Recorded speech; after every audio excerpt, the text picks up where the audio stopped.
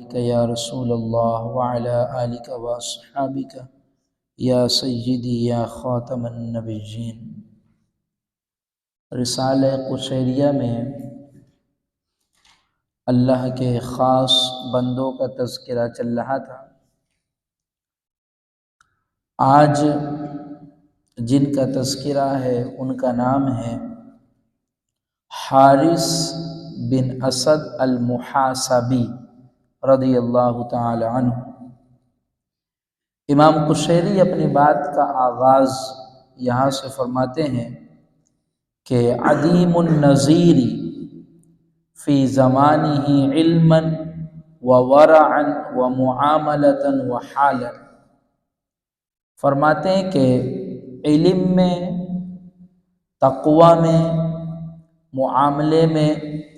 اور حال میں یہ اپنے زمانے میں بے مثال تھے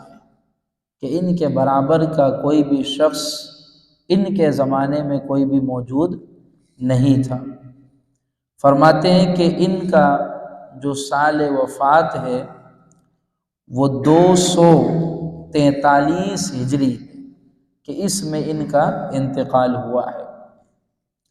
ان کے والد انتہائی مالدار آدمی تھے۔ فرماتے ہیں کہ جب ان کے والد کا انتقال ہوا تھا تو ان کو وراثت کے اندر تقریباً 7,000 یا 70,000 درہم ان کو وراثت میں اپنے باپ کی طرف سے ملا تھا۔ اور اس زمانے میں 70,000 درہم یہ کوئی عام بات نہیں ہوتی تھی، بہت بڑی رقم ہوتی تھی۔ مگر معاملہ یہ ہوا کہ فلم یأخذ منہا شیئا، لیکن انہوں نے اس میں سے کچھ بھی نہیں لیا، یعنی باپ کے ترکہ میں بحیثیت وارث کے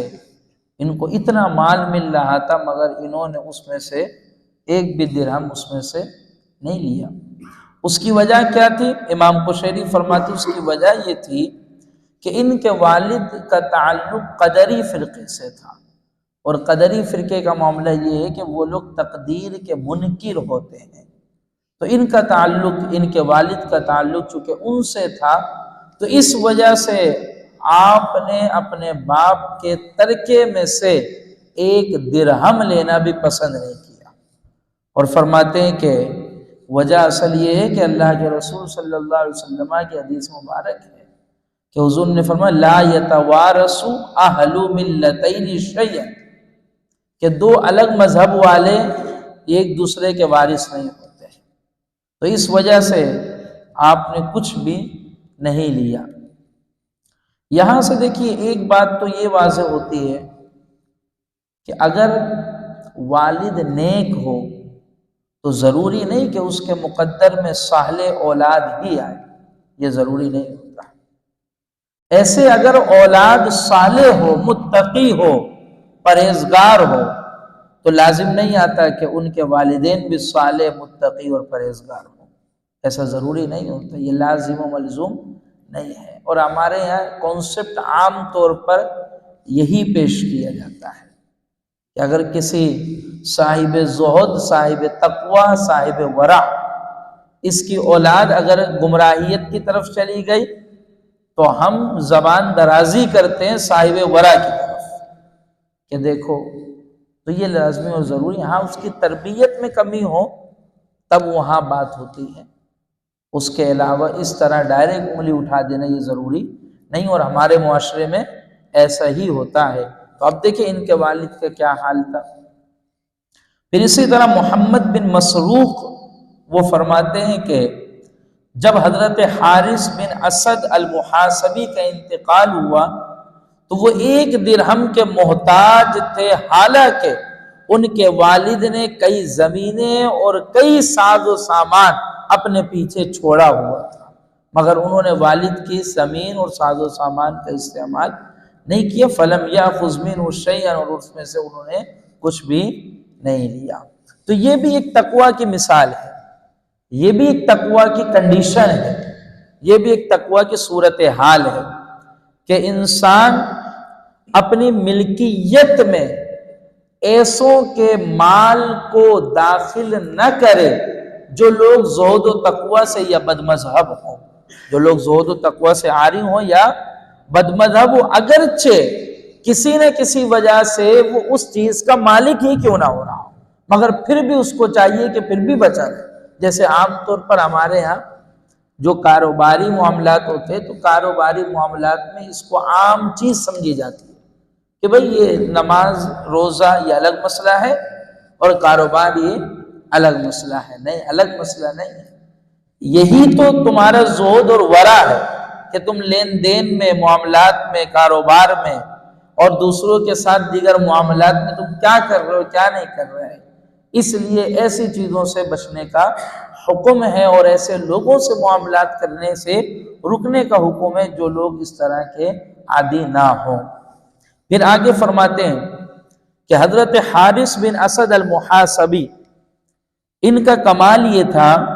کہ اذا مد یدہ الی طعام فیہ شبہۃ،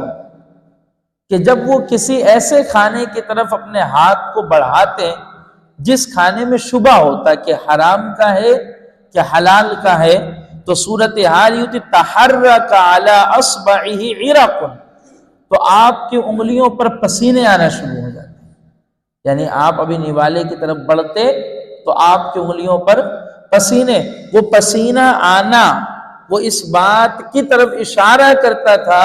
کہ تم اس کھانے سے بچ جاؤ کہ اس کھانے میں شبہ ہے۔ اور حالت کیا ہوتی تھی کہ فَكَانَ يَمْتَنِعُ مِنْهُ، آپ اس کھانے سے پھر کیا کرتے تھے؟ پیچھے آ جاتے تھے۔ تو دیکھیے یہ ضروری نہیں ہے کہ آپ صرف اپنی کمائی کے حرام چیزوں سے بچیں، یعنی اگر کوئی بندہ حرام کمائی کر رہا ہے تو صرف یہ ضروری نہیں کہ اس سے بچے، بلکہ اگر سامنے کھانا کسی اور کا ہے اور آپ کو معلوم ہے کہ یہ حرام چیزوں سے ہے یا حرام مال سے، تو تقوی کا عالم یہ ہونا چاہیے کہ انسان اس سے بھی بچے۔ اثر تو ہر شے کے اندر ہوتی ہے نا، اثر تو وہ چھوڑے گا، وہ الگ میٹر ہے کہ جائز ہے کہ ناجائز ہے، یہ جواز اور عدم جواز کا الگ میٹر ہے شریعت کی نگاہ میں، مگر اصلاً یہ ہے کہ وہ چیز تمہارے اندر اثر چھوڑے گی کہ اثر نہیں چھوڑے گی، تو اس کا جواب یہ کہ اثر چھوڑے گی۔ اثر چھوڑے کہ شیشی کے اندر خوشبو ہو اور ڈھکن کو کھول دیا جائے تو خوشبو پھیلے گی، شیشی کے اندر بدبو ہو اور کیپ ہٹا دیا جائے تو بدبو پھیلے گی۔ وہ الگ میٹر ہے کہ ہٹانا درست ہے کہ ہٹانا درست نہیں ہے، لیکن ہٹا دیا جائے تو وہ اپنی تاثیر دوسروں میں سرایت کرے گی۔ لہذا اس لیے ایسی چیزوں سے اور ایسے لوگوں کے کھانوں سے بھی بچنا چاہیے کہ جس کے اندر آپ کو معلوم ہے کہ سامنے والا گڑبڑ کرتا ہے۔ پھر فرمایا کہ اقتدوا بخمسۃ من شیوخنا والباقون سلموا لهم حالهم، فرماتے ہیں کہ ہمارے شیخ میں سے 5 لوگوں کی اقتداء کرو اور باقیوں کو ان کے حال پہ چھوڑ دو۔ تو ان 5 لوگوں میں فرماتے الحارث بن اسد المحاسبی، ان 5 میں سے ایک حارث بن اسد محاسبی بھی ہے۔ فرماتے کیوں ان کی اقتداء کا حکم دیا گیا ہے؟ فرماتے لِأَنَّهُمْ جَمَعُوا بَيْنَ الْعِلْمِ وَالْحَقَائِقِ،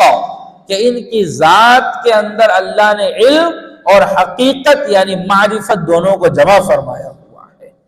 دونوں چیزوں کو جمع فرمایا ہوا ہے، تو ایسوں کی اقتداء وہ کرنی چاہیے۔ پھر آگے حضرت حارث بن اسد المحاسبی ان کا قول لے کر آتے ہیں کہ انہوں نے کیا فرمایا ہے۔ اب دیکھیے انہوں نے کتنے پتے کی بات کری، فرماتے من صحح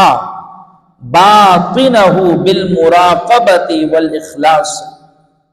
فرمایا جو شخص مراقبہ اور اخلاص کے ذریعے اپنے باطن کو درست کر لے، یعنی جو شخص اپنے باطن کو درست کر لے اخلاص کے ذریعے اور مراقبہ کے ذریعے، 2 چیزوں کا سہارا دیا، اخلاص نیت کے اندر سچائی، مراقبہ اس کی تفصیل آگے آئی ہے۔ تو جو شخص مراقبہ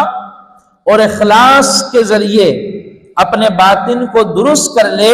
فرمایا کہ زین اللہ ظاہرہ بالمجاہدۃ و اتباع السنت، تو اللہ تعالیٰ اس کے ظاہر کو مجاہدہ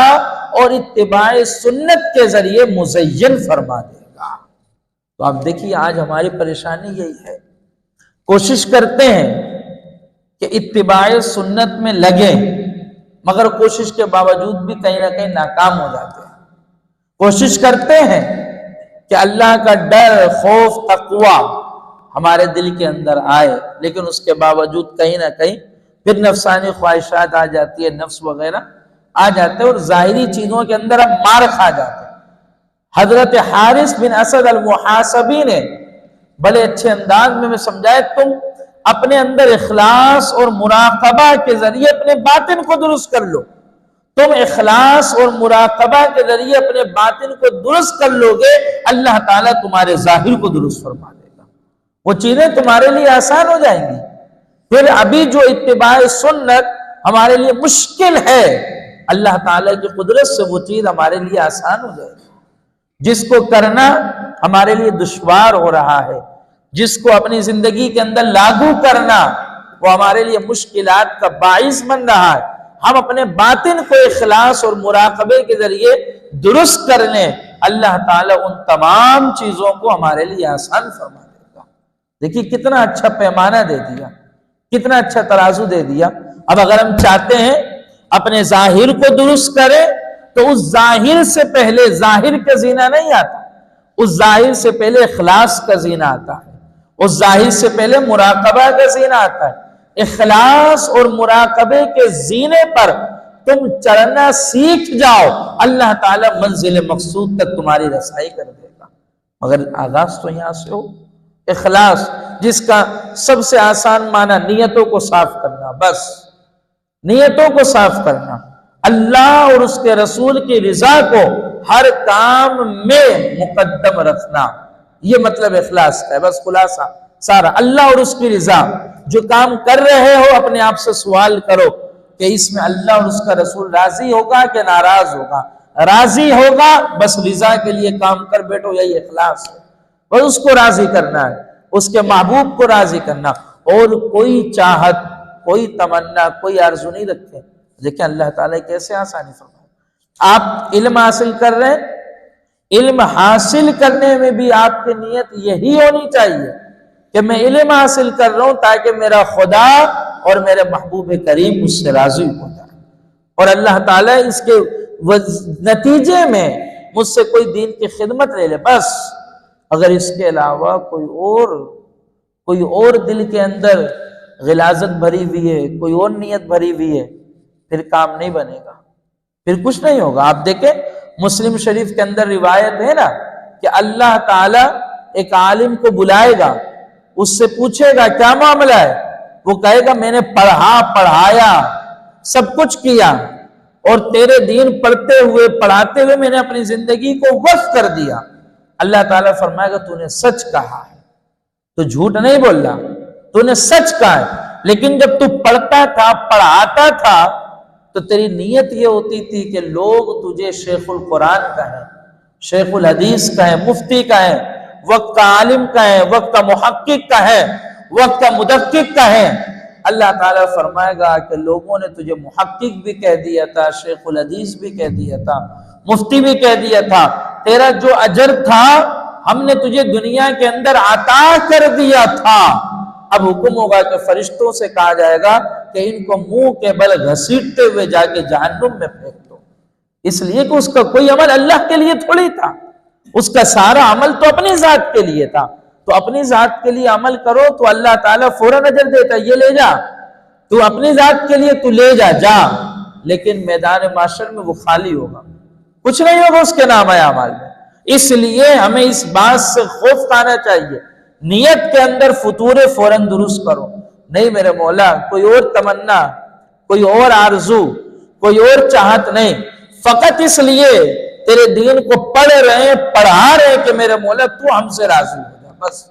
تیرا محبوب ہم سے راضی ہو جائے، ہماری نسبت، ہمارا تعلق، ہماری وابستگی صاحب مکین گنبد خضرا سے جڑ جائے، بس اس کے علاوہ ہمارے کوئی بھی نیت اور ارادہ نہیں، بس یہ چاہت اور آرزو ہے میرے مولا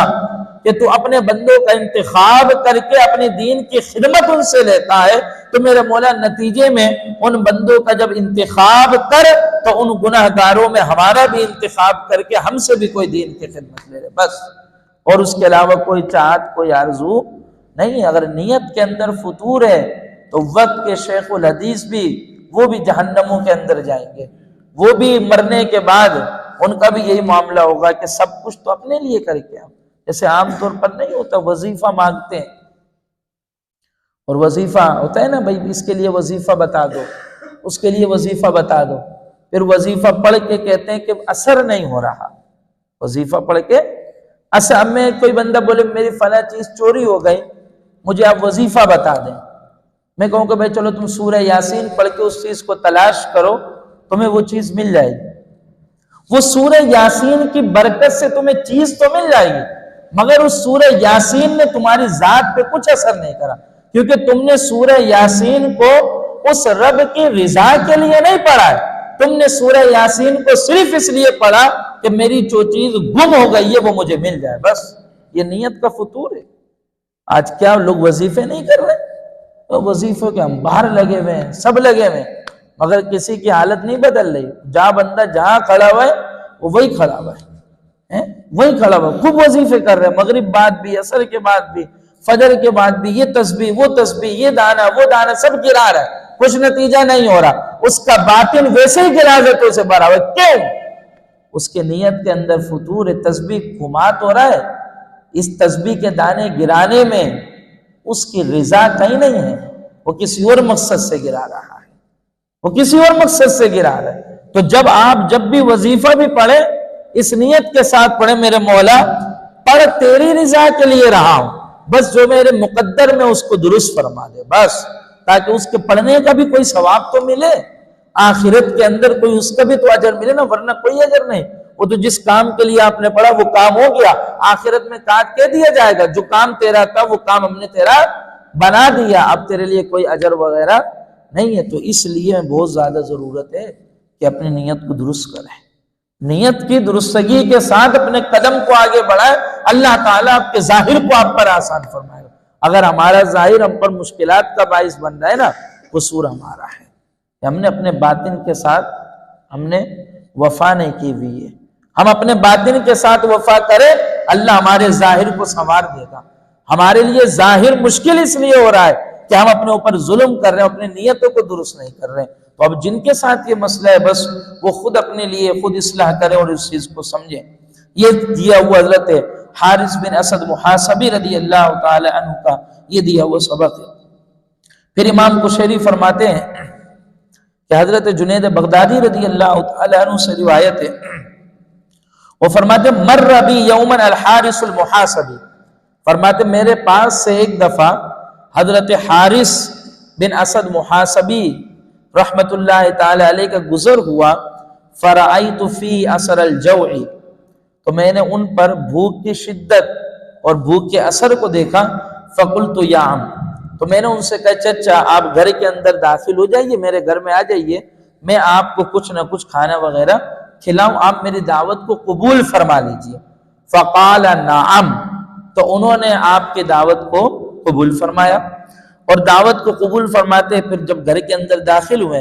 تو حضرت جنید بغدادی فرماتے ہیں کہ جب میں گھر کے اندر داخل ہوا تو میں نے ساز و سامان کو دیکھا کہ کوئی کھانے پینے کی چیز مل جائے تاکہ میں حضرت حارث بن اسد محاسبی کے سامنے رکھ دوں۔ فرماتے ہیں کہ صورتحال یہ تھی کہ میرے قریب میں ہی شادی ہوئی تھی، تو ان لوگوں نے شادی کا کھانا میرے گھر میں بھجوایا تھا، تو میں نے اس شادی کے کھانے کو جا کر حضرت حارث بن اسد محاسبی کے پاس رکھ دیا۔ جب میں نے کھانا ان کے پاس رکھا تو انہوں نے جب ایک لقمہ اپنے منہ کے اندر ڈالا، فَأَخَذَ لُقْمَةً وَأَدَارَهَا فِي فَمِهِ مَرَّاتٍ، لقمہ منہ میں ڈال کر اس لقمے کو منہ میں گھمانا شروع کر دیا، ثُمَّ إِنَّهُ قَامَ وَأَلْقَى فِي الدَّهْلِيزِ وَمَرَّ، پھر آپ کھڑے ہوئے اور اس لقمے کو جا کر دہلیز پر الٹی کر دیا اور وہاں سے چل پڑے، یعنی منہ کے اندر لقمہ گیا، جا کے دروازے کے پاس الٹی کر دی، لقمہ باہر نکال دیا اور وہ حضرت حارث کا واپس چلے گئے۔ حضرت جنید بغدادی فرماتے فلما رأیتہ بعد ذلک بأیام، میں کئی دنوں کے بعد دوبارہ ان سے ملاقات ہوئی تو قلت له فی ذلک، تو میں نے اس معاملے کے متعلق پوچھا کہ آپ نے کھانا کھایا پھر اس کے بعد کلی کر کے آپ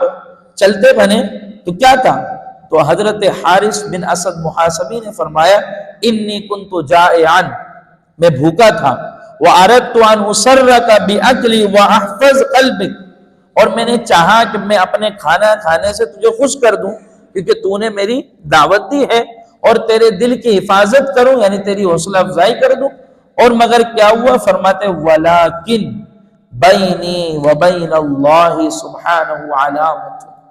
فرماتے لیکن میرا اور میرے رب کے درمیان ایک ایسا معاملہ ہے کہ اللہ تعالی مجھے کبھی اس کھانے کو میرے حلق کے نیچے نہیں اتارتا جس کھانے کے اندر کوئی شبہ ہوتا ہے، کوئی شبہ ہوتا ہے نا، تو فرماتے ہیں کہ وہ کھانا میرے حلق کے نیچے نہیں اتر پاتا، یہی وجہ تھی کہ میں نے اس کو کیا کرا؟ واپس نگل دیا۔ پھر انہوں نے سوال کیا فَمِنْ أَيْنَ كَانَ لَكَ ذَلِكَ الطَّعَامُ، کہ اے جنید بغدادی تمہارے پاس وہ کھانا کہاں سے آیا تھا؟ کیونکہ تمہارا اپنا کھانا تو ایسا نہیں ہو سکتا، یقیناً کہیں سے آیا تھا، تو کہاں سے آیا تھا؟ تو انہوں نے بتایا قریب کے اندر شادی تھی تو وہاں سے کھانا آیا، تو وہی کھانا میں نے آپ کے سامنے رکھ دیا۔ تو انہوں نے پھر، اب تو بعد میں ملاقات ہوئی ہے نا، تو انہوں نے پھر دوبارہ اجازت چاہی، درخواست کی کہ آپ ہمارے گھر میں تشریف لے کر آئیں، تو پھر وہ آئے۔ پھر کیا ہوا؟ فرماتے فَقَدَّمْتُ إِلَيْهِ كِسْرًا يَابِسَةً كَانَتْ لَنَا، تو پھر کیا ہوا؟ حضرت جنید بغدادی کے پاس سوکھی روٹیاں تھیں جس کو ہم باسی روٹی بولتے ہیں نا، وہ باسی روٹی حضرت جنید بغدادی کی اپنی تھی، وہ باسی روٹی لے کر گئے اور حضرت حارث بن اسد محاسبی کے سامنے اس کو رکھ دیا، فَأَكَلَ، اور انہوں نے اس کو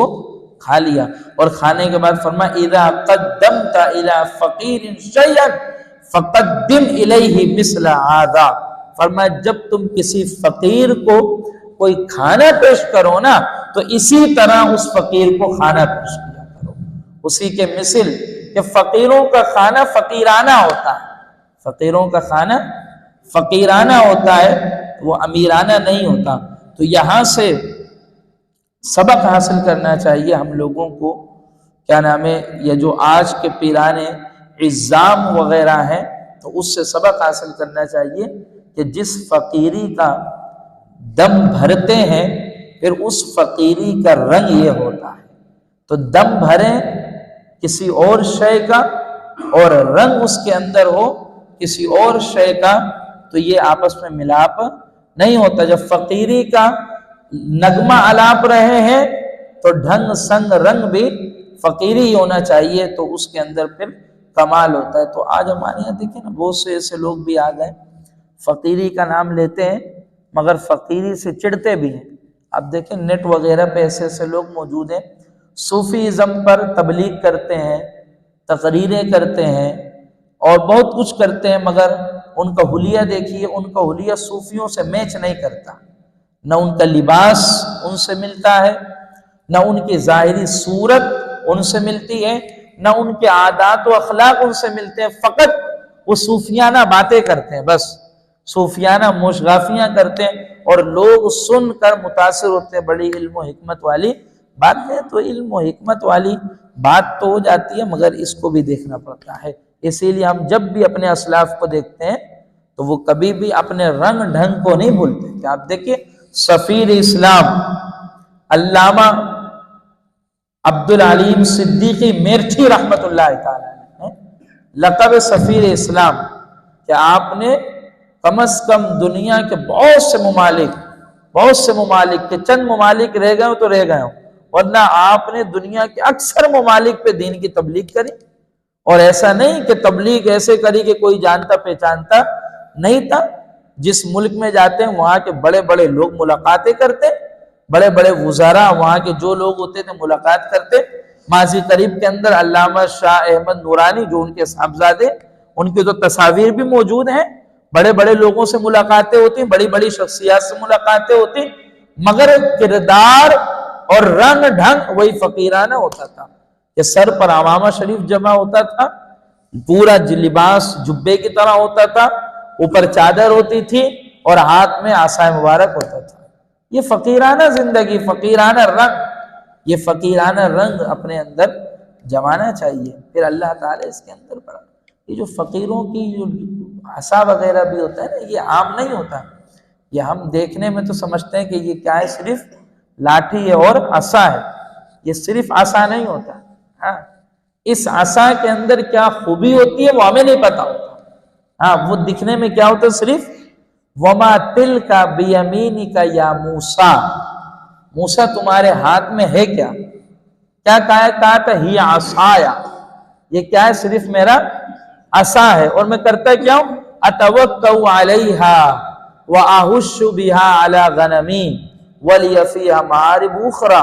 کبھی تو ٹیک لگا لیتا ہوں، کبھی اپنے چروا چرا لیتا ہوں اپنے چیزوں کو، اور کیا کہتا ہوں، ولی فیہا معارب اخری، اور بھی بہت سارے کام کرتا ہوں۔ تو بظاہر تو یہی ہوتا ہے نا، لیکن جب قدرت خداوندی اور تعلق خداوندی اس کے ساتھ جڑتی ہے، پھر حکم ہوتا ہے کہ اے موسیٰ فالقیہا، جب اس کو زمین پر ذرا چھوڑ دیجیے، زمین پر ذرا آپ نے عصا پھینکا، فَإِذَا هِيَ حَيَّةٌ تَسْعَىٰ، تو وہ ایک بڑا اژدہا بن گیا، مگر رفتار میں سانپ کی طرح آگے پیچھے بھاگنے لگا تھا۔ تو وہی عصا ہی تو تھا، اور وہی عصا سمندر کے اندر مارا تو راستے نکل گئے، وہی عصا پتھر پر مارا تو کیا نکل گئے، چشمے نکل گئے۔ تو یہ عصا ہے، تو ظاہری طور پر یہ جو فقیروں کا عصا ہوتا ہے نا، یہ عصا ہمارے دکھانے کے لیے ہوتا ہے، ورنہ اس عصا کے اندر کیا کچھ ہوتا ہے وہ ہمیں پتا نہیں ہوتا۔ تو فقیرانہ زندگی میں کمال ہوتا ہے، ہاں یہ جو چادریں بھی اوڑھتے ہیں نا فقراء، یہ پتہ نہیں کیا گرمی میں بھی چادر اوڑھے، وہ چادر کے پیچھے کیا ہے آپ کو پتہ ہی نہیں کچھ ہے، ہم بولتے بھائی امامہ، یہ اتنا بڑا امامہ پہن لیا بھائی، گرمی ہے تو یہ، تو اس امامے کے اندر کیا وہ کیا پتا آپ کو، وہ اللہ تعالیٰ اس سے برکتیں دیتا ہے نا، وہ برکتیں اسی سے آتی ہیں جس سے ہم بھاگتے ہیں۔ اب ہمارے تلامذہ بھاگتے اماموں سے نہیں پہن پاتے، ابے بھائی برکتیں وہیں سے آنی ہے، پہنو تو، اچھوں کی نقل اچھی ہوتی ہے، کم از کم ہم وہ نہیں ہے، کم از کم ان کی نقل تو کریں نا، اچھوں کی نقل تو کریں، حکم نہیں ہے رونا نہ آئے تو رونے جیسا منہ بناؤ، حکم ہے نا، اگر رونا نہیں آئے تو رونے جیسے ہو جاؤ، تو بھائی وہ نہیں بن سکتے، ان جیسے تو بنو، ان جیسے تو بنو۔ تو اس لیے ضروری ہے کہ ان تمام چیزوں کو آپ نگاہ کے اندر رکھیں، یہ ساری چیزیں پینٹ شرٹ جو آپ لوگ پہنتے سب اس کو دفع کریں، چھوڑ دیں، ہاں یہ سب بکواس اور کچھ بھی نہیں ہے، جو اس شلوار قمیص کے اندر اور جو عمامہ اور ٹوپی کے اندر جو لذتیں، وہ لذتیں عام چیزوں میں نہیں ہیں۔ تو اللہ تعالیٰ سے دعا ہے کہ اللہ تعالیٰ ہم پر حال پر کرم فرمائے اور ہمیں ان فقراء کی طرح زندگی گزارنے کی توفیق نصیب فرمائے۔ وما علیہ الا البلاغ۔